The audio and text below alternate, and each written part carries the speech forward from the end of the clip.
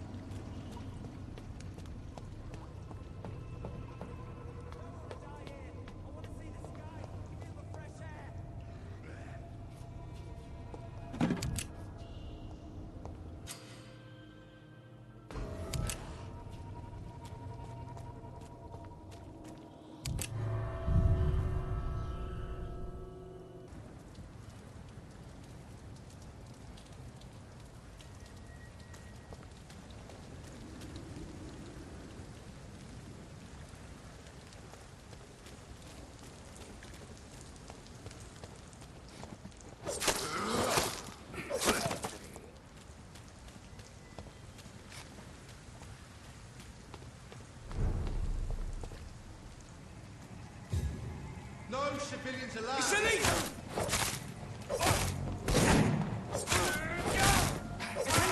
I'll kill it!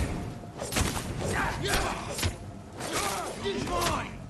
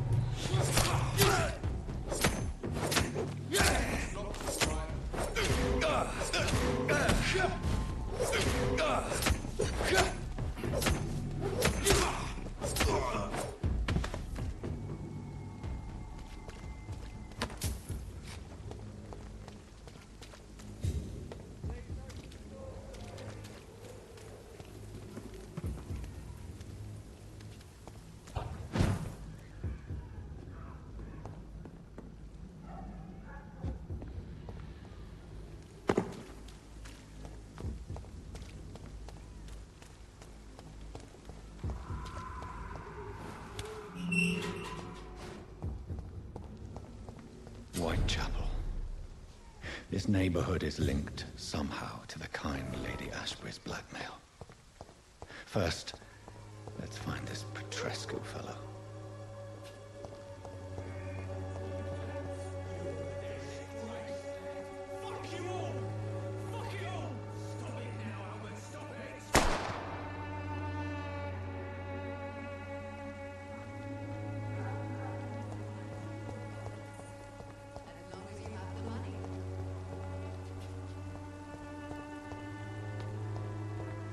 When science fails you, this elixir will give you faith again.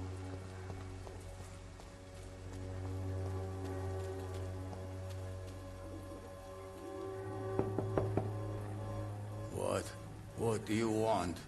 Leave me alone. Good evening, sir. I'm Dr. Reed. I'm looking for Nurse Dorothy Crane. There is no Dorothy Crane here. Now goodbye. I'm afraid this medical leaflet says the opposite, sir. Really? Well, I'm afraid I'm going to close this door right now. Go bother someone else, Mr. Doctor. To enter that house, I must discover who this man really is. Maybe I could start by observing what he's up to.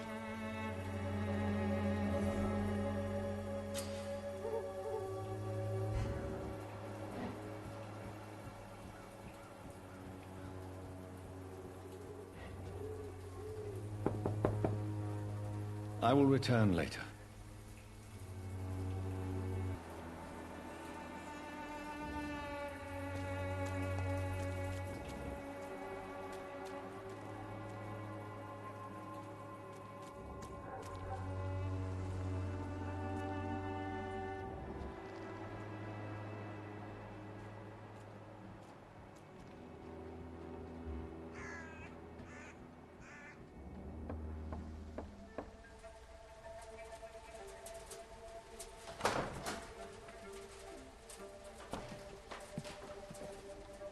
A strange man was at the door with a pass for our medical facility. I refused him entry. Darius, how could you know he didn't need our help? His clothes were too finely tailored to be for Whitechapel. Perhaps just a friend of that stray poet who is always about. Richard Nithercott? No, not of the same cloth, this man. I suspect some machination from that journalist. Clayton Darby. Is he still asking questions? Yes. I saw him drifting around St. Mary's Church. I swear he is tracking me just downwind.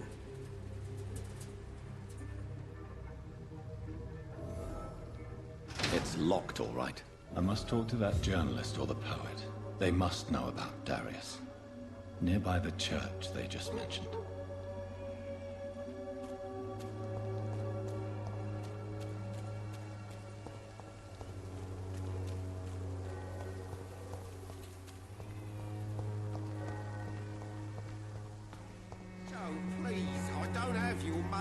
Come on, Barrett, you know the game. You pay for peace of mind. Can't you just look the other way this week, Joe? Excuse me, sir. I have a few questions for you. Another journalist? I didn't answer the first one, so piss off! I'm not a journalist, I'm a doctor. A doctor, you say?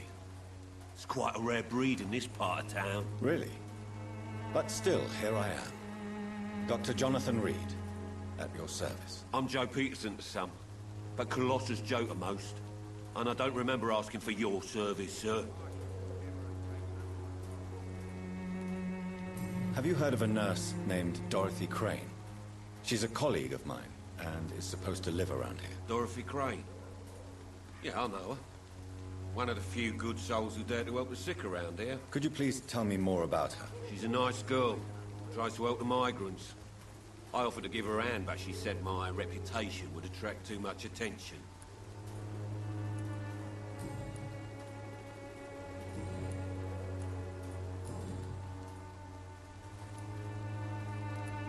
According to you, physicians are scarce in this part of town. Why is that? Not familiar with this neighborhood, are you? I guess your fancy colleagues are too afraid of being stabbed in the back. This part of town does have quite a reputation. Would you say it's justified? Totally. Look at me, for instance. I always look my opponent in the eye before knocking him out.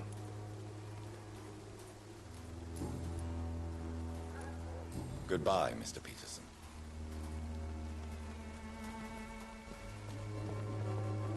I should...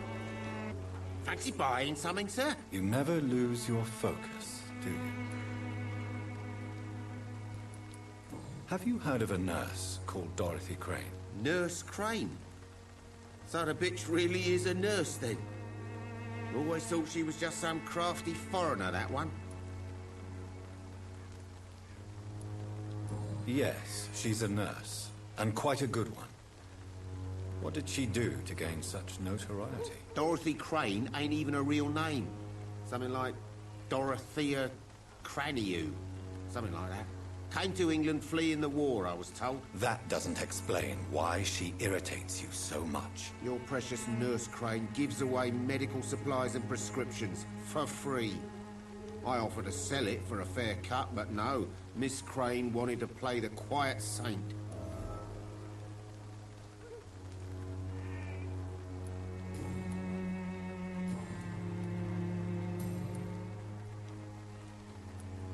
As a merchant, you see Whitechapel every day. Have you noticed anything out of the ordinary recently? What you mean, besides the epidemic, the war, and all the usual crap? As long as I can remember, this part of town has been a bottomless pit, and no sign of the bottom yet. Have you been hurt? No, but that's only because I ran like hell. Those men were raving lunatics, I tell you. Not even able to speak anymore, just screaming.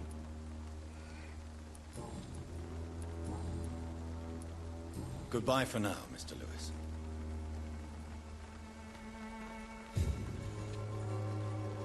I know it's hard to believe, but this district has always been wretched. Don't let your guard down. You again? What do you want this time? Goodbye, Mr. Peterson.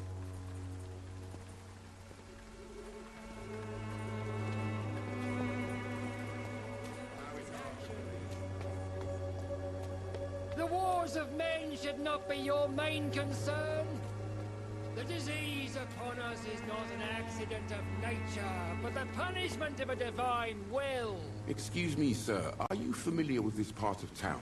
Name's Clayton Darby, reporter. Sorry, I'm new to Whitechapel. But perhaps you could help me since you're a journalist. My name is Jonathan Reed. Dr. Reed, the famous surgeon. I'll gladly help if I'm able, sir. I heard you're investigating an underground medical dispensary in Whitechapel. What do you know about it? Not much, I'm afraid. They are wary of strangers, and I'm not really an acquaintance of theirs. Why do you care? I'm afraid one of the nurses from the Pembroke Hospital may be involved with unsavory activities. Ah, could it be Dorothy Crane? Without a doubt, you are a damn fine journalist, Mr. Darby. What do you know of her accomplice, a man named Darius? I don't know much about the man. He's very cautious. Never goes out. Doesn't seem to have any friends or family. He never goes out? No. A few days ago, he unexpectedly did. I followed him, but it was just a ruse to keep me away from his house. Really? How do you know? He went to the nearest mailbox, but just before posting his letter, he ripped it up and threw it away. He has no relatives at all? No. Except for that strange man, a poet named Richard Nethercott, who sometimes comes by. Darius would never let him in. Where can I find this Mr. Nethercott? He spends most of his time lurking around Whitechapel, talking to himself or declaring verses. These days, you can usually find him behind the church.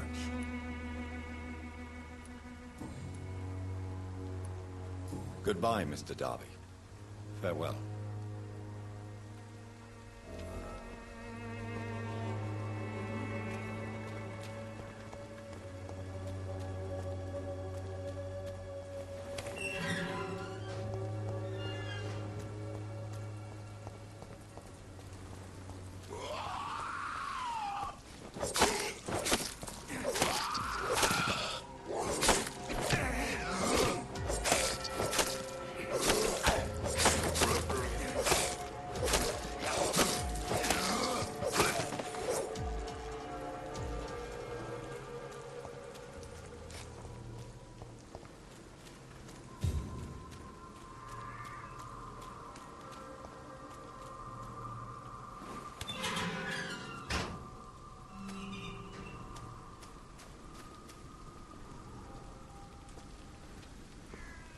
Good evening, sir. I'm Dr. Reed. I would like to ask you a few questions. Please be my guest. Although I may not be the best informant regarding this part of town, my words speak about that which the eyes cannot see. Really? Are you an artist of some kind? I'm a poet, sir. Richard Nethercott, at your service. May I ask you a few questions about the district? Extraordinary part of town, is it not? I'll be glad to help you, if I can. What can you tell me about an old man called Darius? Darius Petrescu? Yes, I know him. At first, I thought he was only a small publisher. I invited him to publish my work, but his reaction was pretty clear. Not interested in your talent? Darius is an old political activist who takes delight in printing tracts and lampoons. Those communist activities only require mediocre writing skills. I'm looking for Dorothy Crane, a nurse who lives in this vicinity. Dorothy Crane. Oh, I love the name. The Crane of Whitechapel. Sounds very mysterious. But, sorry, no, never heard of her.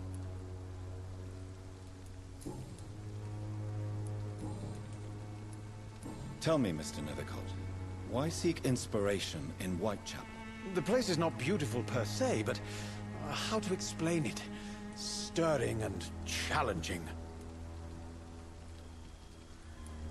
In what way, exactly? The struggle by gaslight, the barren smiles and the arid hunger under the rain. If you say so. Such vibrant antagonism and vivid paradox, the stripped humanity raged across each street. Vivid, of course, yes.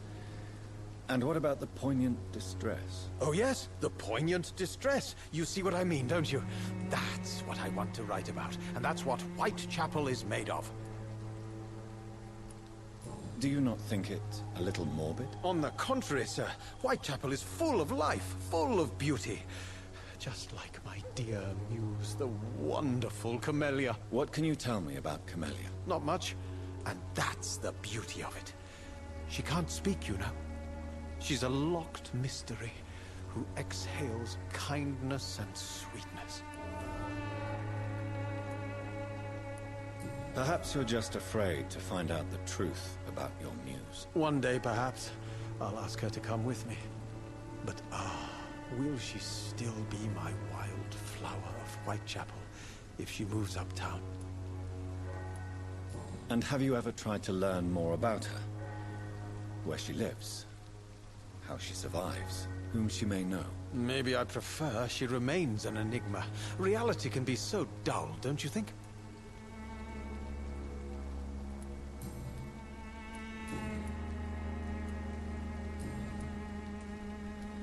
I'll leave you alone, sir.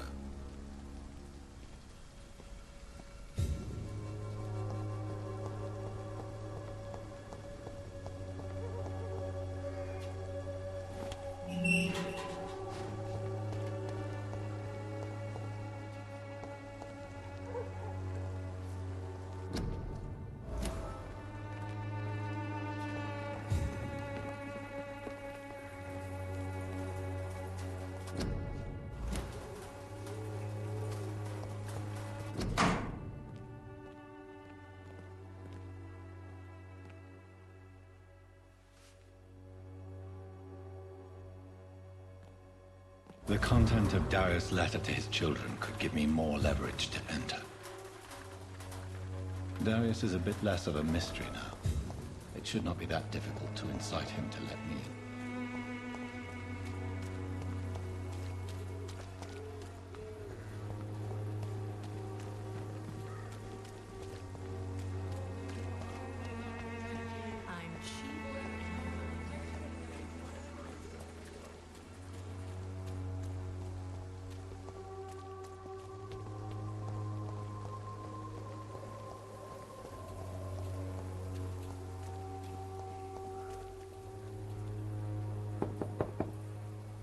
Mr. Petrescu, just 1 minute, please. You again? Go away. Sir, wait. Stop this nonsense. I know Nurse Crane is here.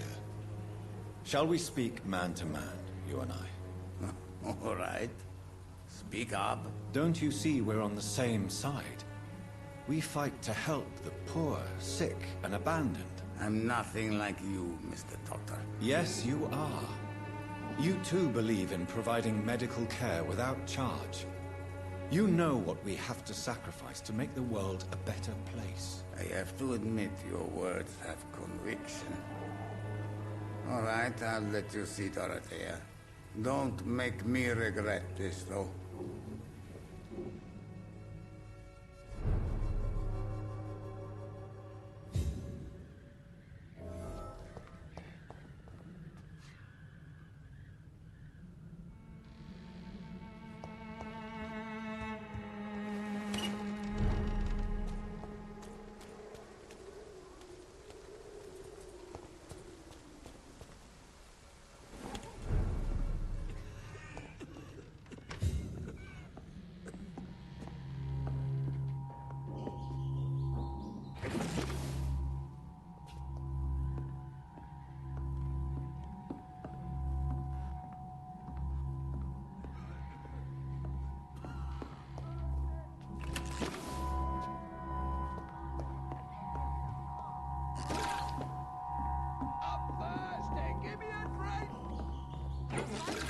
Can you hear my voice?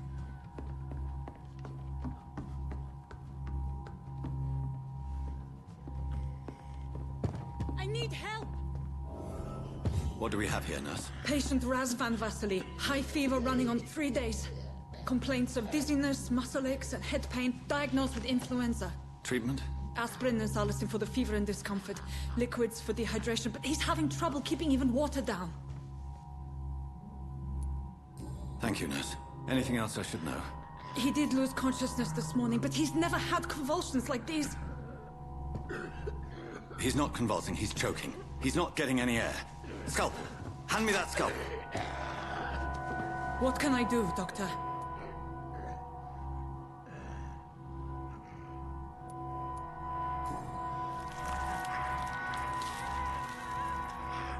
I need to perform a tracheostomy. Short pipe. That rubber tube will do. We're going to cut a passage for air through the neck. Yes, Doctor. He's breathing again, but he's coughing up blood. Internal hemorrhaging. I need to make another incision into the chest cavity to drain the fluids from the lung. Prepare another tube. A thoracostomy? Doctor, we've nothing to fight the infection. We need an aseptic environment. Right then, Nurse Crane. What do you suggest we do? I've no idea. I'm not the doctor. Time is of the essence. We need to perform a thoracic drain. Yes, Doctor.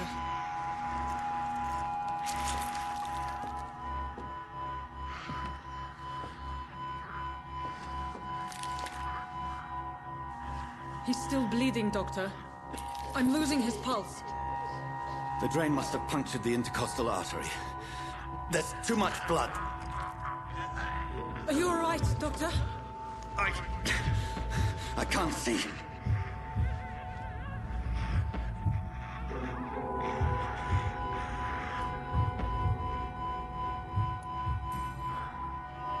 I must first suture the artery.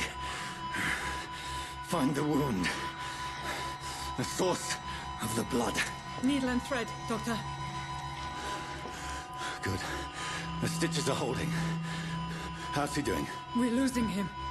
We've lost his pulse. He's dying, Doctor!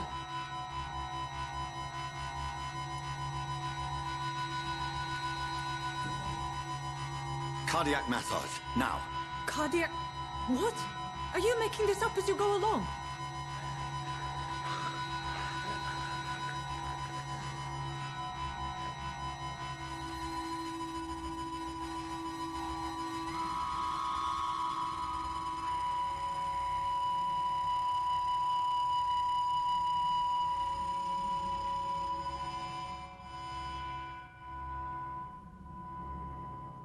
We've lost the pulse.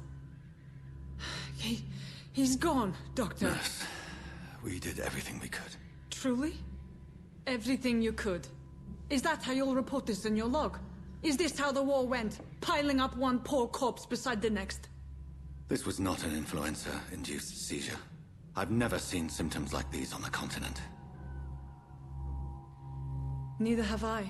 But the previous symptoms leading up to this attack were the same, indistinguishable from the epidemic. No. There was something more vile in these reactions. Something primitive.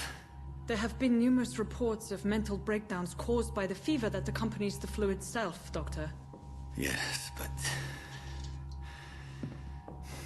I'd best take some samples of the blood for analysis.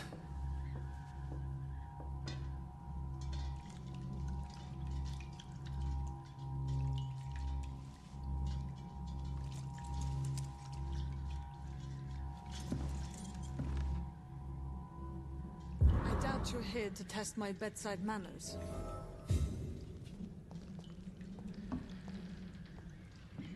I suspect it was more than intuition alone that led you to us. So, how might I be of service, Dr. Reed?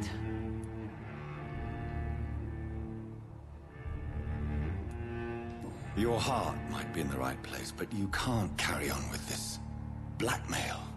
For God's sake, Dorothy, it's extortion. It's a serious crime. Doctor, you think your warnings scare me? I've stolen and plied, blackmailed and lied, but what else am I to do? I'm all these people have.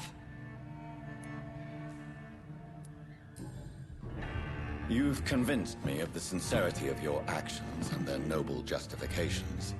But all the same, blackmail is a crime, and it will stop, Nurse Crane. So, are you going to turn me over to the authorities?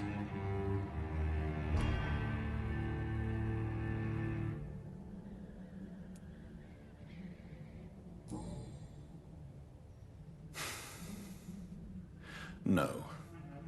Your place is here. Jailing you would be an even greater crime. So, here is my proposition. I'll look the other way on your little enterprise. In exchange, you will resign from the Pembroke Hospital and provide me with medical supplies when the need arises. Dr. Reed! That sounds like a business proposition. My accomplice, then. No, just a privileged client. My research may require the occasional rare piece of equipment or ingredient. I'll pay good coin in exchange, fair and honest, to help finance your noble endeavors.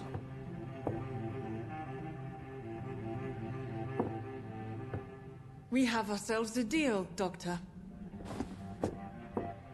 Good customers are always welcome. Yes, Nurse Crane. We have a deal.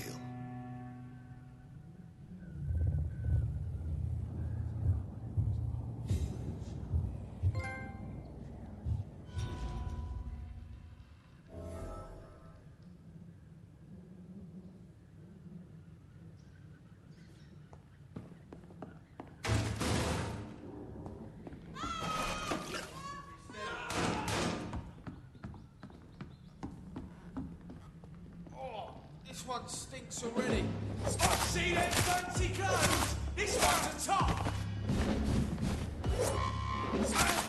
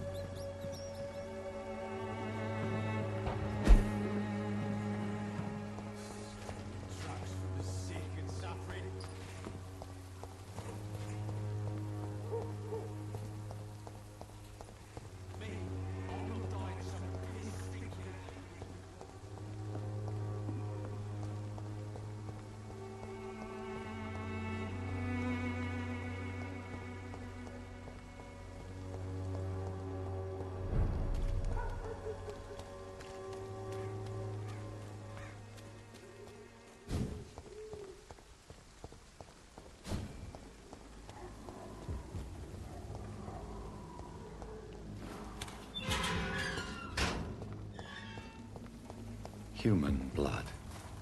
Whoever left these marks did so deliberately. Kill it, boy! Burn it, boys! Die, Vampyr! Let's see how it likes a bit of fire!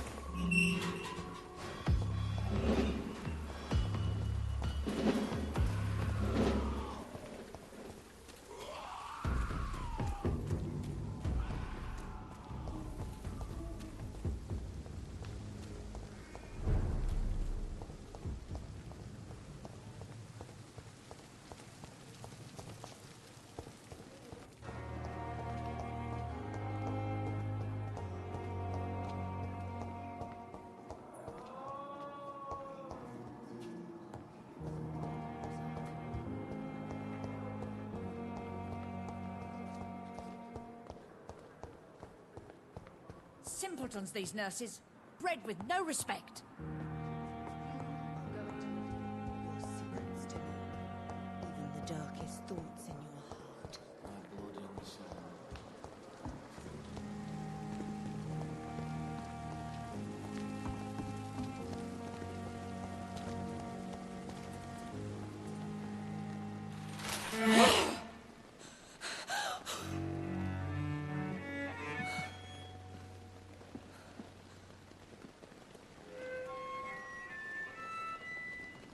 I would ask you to avert your eyes, sir. Or did you not know it was rude to stare? I knew it. Speak up, Dr. Reed. I like a man who speaks his mind.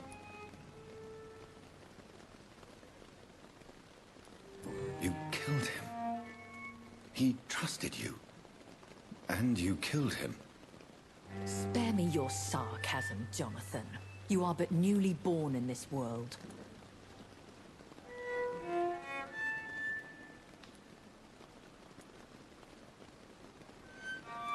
We are vampires.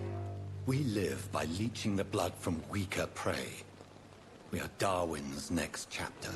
His cynical and perhaps ultimate expression. The situation is somewhat awkward nonetheless. I have not been observed sustaining myself for many decades. I have to say I'm a trifle embarrassed. Anyway, I have concluded my inquiries concerning your blackmailer. I see. Please excuse my agitated state. Under normal circumstances, I wouldn't let anyone see me in this condition. I must confess I have not put an end to the blackmail, my lady. Unfortunately, I could not bring myself to do it. I'm so disappointed in you, Jonathan. I didn't expect this from you. Lady Ashbury, you yourself admitted how ridiculous the sum of money was. I can assure you, it was all used for charitable ends. Well, you are full of surprises, aren't you, Jonathan? All right, say I trust you. But you will still pay the ransom. That is only fair. After all, it was you who failed to bring this problem to a satisfactory conclusion. I believe I could agree to that. And since a lady always keeps her promises, I will now answer any questions you may have.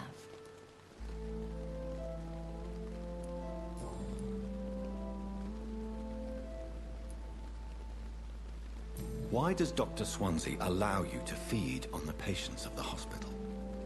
Dr. Swansea is a good and compassionate man. He is trying to find a solution for our hunger. Until that happens, he is clever enough to understand that I only feed upon the dying. What do you know about this Brotherhood of St. Paul's Stole? The Brotherhood is well known amongst London vampire society. As long as our kind is discreet, and as long as they do not interfere, we have come to a mutual understanding. And no one suspected you of the murders? As you well know, suspicion has recently fallen on me of killing for pleasure. But you have my word, Jonathan. I take no pleasure in taking a life.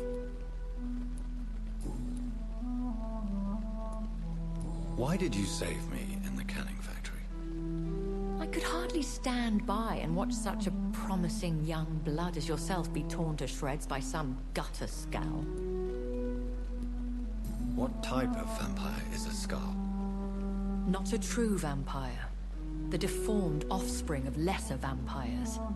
It is a shame these creatures run wild, slaves to their baser instincts. William Bishop wasn't the vampire that created me, then? No, Jonathan. Whatever their strength and demeanor, Skulls are the progeny of careless vampires. It cannot be the other way round.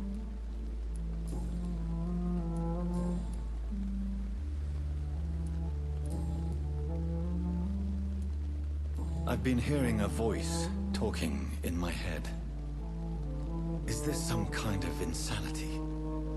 It feels like the voice of the vampire that created me. Hush. Tell no one this. It would be unwise to talk of such things amongst British immortals. Speak no more of your maker. Excuse my forwardness, but... are you my maker? Me? Goodness, no. Only a foolish immortal would create a progeny without taking precaution, and I'm no fool. How could this cause offense? Only the powerful immortals can mentally call to their progeny. No vampire or hunter will sleep easy, knowing that an unidentified elder is stalking the streets of London.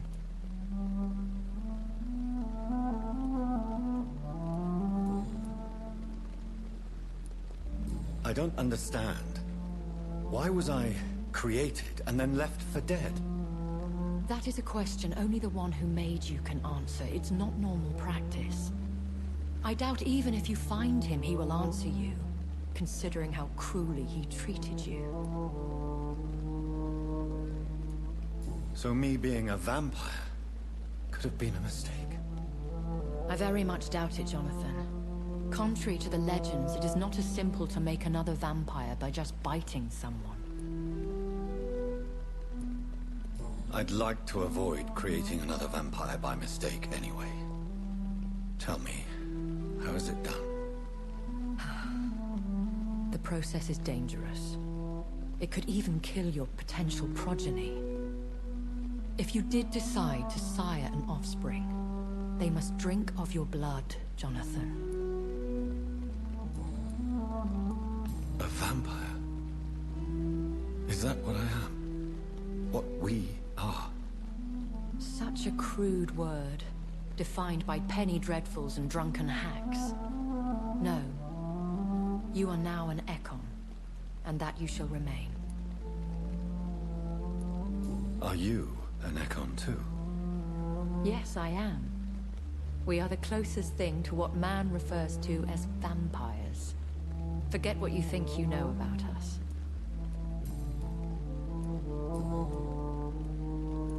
I bid you farewell.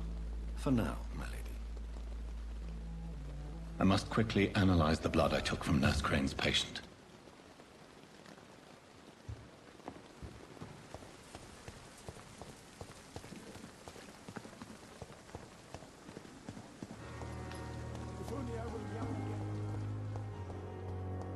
I wish I could be sick again. From my blood boil with the fever.